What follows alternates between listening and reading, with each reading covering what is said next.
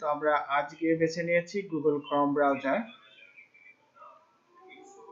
যাওয়ার পরে আমরা এখানে লিখে দিই নিকশ ডাউনলোড। সার্চে লিখলাম নিকশ ডাউনলোড, তো দেখেন এখানে অনেক কিছু আছে। যাই হোক, আমরা নিকশ ডাউনলোডটা সার্চ করি গুগল থেকে।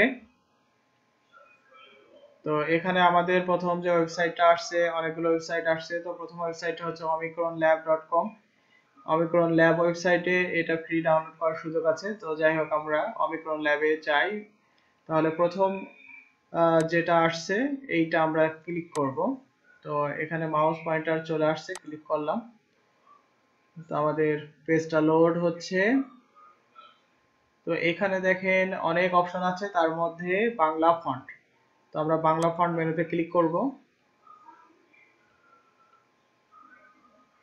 তো বাংলা ফন্টটা আমাদের এখানে চলে আসছে, বাংলা ফন্ট আসছে। এখন আমরা নিচের দিকে দেখি কি কি ফন্ট আছে। এখানে অনেকগুলো ফন্ট আছে, তার ভিতরে আমরা নিচের দিকে আসতে থাকি। পেজের নিচের দিকে দেখেন নিকশ লেখা আছে, নিকশ। তো এই ফন্টটা কিভাবে ডাউনলোড করবেন?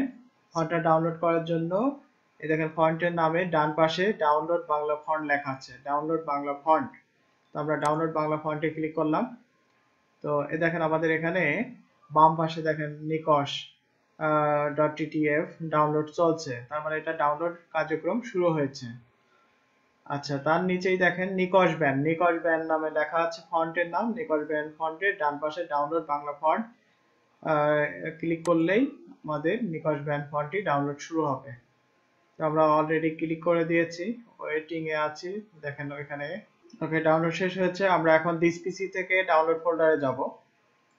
তো আমরা দিস পিসিতে যে ডাউনলোড ফোল্ডারে যাওয়ার পরে এখানে যে নিকশ ব্যান্ড দুইটা ফন্ট আছে, আমরা এই দুইটা ফন্টকে সিলেক্ট করে নিই, যেহেতু আমরা এই মাত্র এই দুইটা ফন্ট ডাউনলোড করলাম।